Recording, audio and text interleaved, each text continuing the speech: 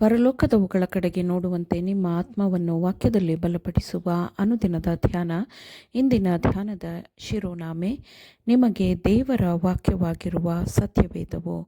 ಈ ದಿನದ ಸತ್ಯವೇದದ ವಾಕ್ಯ, ಶಾಸ್ತ್ರಗಳಿಂದ ನಿತ್ಯ ಜೀವವು ದೊರೆಯುತ್ತದೆಂದು ನೀವು ನೆನಸಿ ಅವುಗಳನ್ನು ವಿಚಾರಿಸುತ್ತೀರಲ್ಲ, ಅವುಗಳೂ ನನ್ನ ವಿಷಯದಲ್ಲಿ ಸಾಕ್ಷಿ ಕೊಡುವವುಗಳಾಗಿವೆ. ಯೋಹಾನ 5ನೇ ಅಧ್ಯಾಯ 39ನೇ ವಚನ.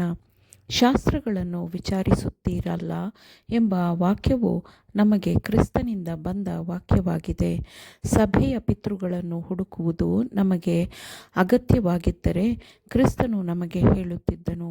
ಆದರೆ ಪಿತೃಗಳೆಲ್ಲರೂ ಒಂದೇ ವಿಷಯವನ್ನು ಮಾತನಾಡುವುದಿಲ್ಲ. ಅವರಲ್ಲಿ ಯಾರನ್ನು ನಾವು ಮಾರ್ಗದರ್ಶಿಯನ್ನಾಗಿ ಆರಿಸಿಕೊಳ್ಳಬೇಕು? ಅನಿಶ್ಚಿತತೆಯನ್ನು ನಂಬುವ ಅಗತ್ಯವಿಲ್ಲ.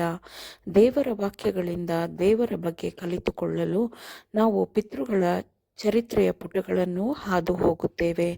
ಸತ್ಯವೇದವು ದೇವರ ಪ್ರೇರಿತ ವಾಕ್ಯವಾಗಿದೆ ಎಂದು ನಾವು ಎಷ್ಟು ಕೃತಜ್ಞರಾಗಿರಬೇಕು ಅಲ್ಲವೇ? ಹಳೆಯ ಕಾಲದ ಪರಿಶುದ್ಧ ಮನುಷ್ಯರು ದೇವರಾತ್ಮ ಪ್ರೇರಿತರಾಗಿ ಈ ವಾಕ್ಯಗಳನ್ನು ಬರೆದರು.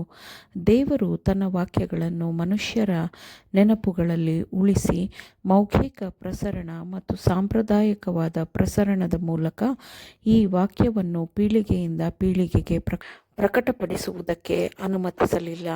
ಹಾಗೆ ದೇವರು ಮಾಡಿದ್ದರೆ ಕ್ರಮೇಣವಾಗಿ ವಾಕ್ಯದಲ್ಲಿ ಮನುಷ್ಯರ ಮಾತುಗಳು ಸೇರಲ್ಪಡುತ್ತಿದ್ದವು. ಪ್ರೇರೇಪಿಸಲ್ಪಡದ ವಾಕ್ಯವನ್ನು ನಾವು ಕೇಳಬೇಕು, ಸ್ವೀಕರಿಸಬೇಕು ಎಂದು ಹೇಳಲಾಗುತ್ತಿತ್ತು. ಆದುದರಿಂದ ದೇವರ ಲಿಖಿತ ವಾಕ್ಯಕ್ಕಾಗಿ ನಾವು ಧನ್ಯವಾದವನ್ನು ಅರ್ಪಿಸೋಣ. ದೇವರ ವಾಕ್ಯದ ಬಗ್ಗೆ ಬರೆದ ವ್ಯಾಖ್ಯಾನಗಳೆಲ್ಲವೂ ಒಂದಕ್ಕೊಂದು ಸರಿಹೊಂದುವುದಿಲ್ಲ. ಆಗಾಗ್ಗೆ ಅವು ಪರಸ್ಪರ ಡಿಕ್ಕಿ ಹೊಡೆಯುತ್ತವೆ. ಅವುಗಳಿಂದ ಮಾರ್ಗದರ್ಶನ ಪಡೆಯಬೇಕೆಂದು ದೇವರು ಬಯಸುವುದಿಲ್ಲ. ನಾವು ಆತನ ವಾಕ್ಯಗಳೊಂದಿಗೆಯೇ ವ್ಯವಹರಿಸಬೇಕು. ಈ ವಾಕ್ಯವನ್ನು ಎಲ್ಲರೂ ತಾವಾಗಿಯೇ ಹುಡುಕಿ ತಿಳಿದುಕೊಳ್ಳಬಹುದು ಮತ್ತು ಈ ಅಮೂಲ್ಯವಾದ ಪುಸ್ತಕದ ಬೋಧನೆಯು ಬದಲಾಗುವುದೇ ಇಲ್ಲ ಎಂದು ಅವರಿಗೆ ತಿಳಿಯುತ್ತದೆ. ಮಾನವರ ಅಭಿಪ್ರಾಯಗಳು ಭಿನ್ನವಾಗಿರುತ್ತದೆ, ಆದರೆ ಸತ್ಯವೇದವು ಒಂದೇ ವಿಷಯವನ್ನು ಹೇಳುತ್ತದೆ. ದೇವರ ವಾಕ್ಯವು ನಿತ್ಯಕ್ಕೂ ಇರುತ್ತದೆ. ಕಲಿತ ಮನುಷ್ಯರು ಅಥವಾ ಸುವಾರ್ಥ ಸೇವಕರಿಗೆ ಮಾತ್ರ ಸತ್ಯವೇದವನ್ನು ನೀಡಲಾಗಿಲ್ಲ. ಪ್ರತಿಯೊಬ್ಬ ಪುರುಷನು, ಮಹಿಳೆಯು, ಮಗುವು ಸ್ವತಃ ಶಾಸ್ತ್ರಗಳನ್ನು ಓದಬೇಕೆಂದು ಅದನ್ನು ಕೊಡಲಾಗಿದೆ. ನಿಮಗಾಗಿ ಅದನ್ನು ಸೇವಕರು ಓದಿಕೊಡಬೇಕು ಎಂದು ಬಯಸಬೇಡಿರಿ. ಯಾರ ಮೇಲೆ ಅವಲಂಬಿಸಬೇಡಿರಿ. ಸತ್ಯವೇದವು ನಿಮಗೆ ದೇವರ ವಾಕ್ಯವಾಗಿದೆ. ಈ ವಾಕ್ಯವು ಬಡವನಿಗೆ ಬೇಕಾಗಿರುವಂತೆಯೇ ಶ್ರೀಮಂತನಿಗೂ ಬೇಕು. ಅಜ್ಞಾನಿಗಳಿಗೆ ಹೇಗೆ ಬೇಕೋ ಕಲಿತವರಿಗೂ ಹಾಗೆಯೇ ಬೇಕು. ಮತ್ತು ದೇವರು ಈ ವಾಕ್ಯವನ್ನು ಎಷ್ಟು ಸ್ಥಿರಪಡಿಸಿದ್ದಾನೆಂದರೆ ಅದನ್ನು ಓದಿದವರು ಯಾರೂ ಎಡವಿ ಬೀಳುವ ಅಗತ್ಯವಿರುವುದಿಲ್ಲ. ಈ ಭೂಮಂಡಲಗಳು ತಿಳಿದಿರುವ ಅತ್ಯಂತ ಜ್ಞಾನಪೂರ್ಣ ಶಿಕ್ಷಕನು ನೀಡಿರುವ ವಾಕ್ಯವನ್ನು ದೀನನು ಓದಿ ಅರ್ಥ ಮಾಡಿಕೊಳ್ಳಲಿ. ಮತ್ತು ರಾಜರು, ಅಧಿಪತಿಗಳು, ಪ್ರಭುಗಳು, ಅಧಿಕಾರಿಗಳು ಮತ್ತು ವಿಶ್ವದ ಉನ್ನತ ಶಿಕ್ಷಣ ಪಡೆದ ಮನುಷ್ಯರ್ಯಾರೇ ಆದರೂ ದೇವರಿಗಿಂತ ದೊಡ್ಡವರು ಯಾರೂ ಇಲ್ಲ. ಹುಡುಕುವುದು ಎಂದರೆ ಕಳೆದುಹೋದ ಯಾವುದನ್ನಾದರೂ ಶ್ರದ್ಧೆಯಿಂದ ಶೋಧಿಸುವುದು ಎಂದು ಅರ್ಥ. ಗುಪ್ತ ನಿಧಿಯನ್ನು ನೀವೇ ಹುಡುಕಿರಿ. ಈ ಕೆಲಸವನ್ನು ಸುವಾರ್ತಿಕರಿಗೆ ಬಿಡಬೇಡಿರಿ.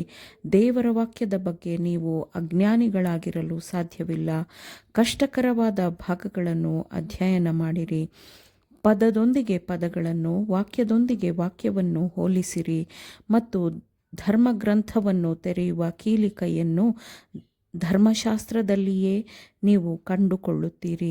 ಪ್ರಾರ್ಥನಾಪೂರ್ವಕವಾಗಿ ಶಾಸ್ತ್ರಗಳನ್ನು ಅಧ್ಯಯನ ಮಾಡುವವರು ಸತ್ಯವೇದವನ್ನು ಅಧ್ಯಯನಕ್ಕೆ ತೆರೆದ ಆರಂಭದಲ್ಲಿ ಇದ್ದದ್ದಕ್ಕಿಂತ ಹೆಚ್ಚು ಜ್ಞಾನಯುಕ್ತರಾಗಿ ಈಗ ಅವರ ಅಧ್ಯಯನದಿಂದ ಕಂಡುಬರುತ್ತಾರೆ. ಆಮೇನ್. ದೇವರ ವಾಕ್ಯಗಳನ್ನು ಶ್ರದ್ಧೆಯಿಂದ ಆಲಿಸುವವರು ಮಾತ್ರವೇ ಆಗಿರದೆ ಪಾಲಿಸುವವರೂ ಆಗಬೇಕೆಂದು ನಿಮ್ಮನ್ನು ಉತ್ತೇಜಿಸುತ್ತೇನೆ. ಪರಿಶುದ್ಧಾತ್ಮನ ಸಹಾಯದಿಂದ ಆಲಿಸಿದ ನಿಮ್ಮೆಲ್ಲರಿಗೂ ಧನ್ಯವಾದಗಳು. ಮತ್ತೆ ದೈನಂದಿನ ಧ್ಯಾನಕ್ಕಾಗಿ ನಾಳೆ ಸಂಧಿಸೋಣ. ಆಮೇನ್.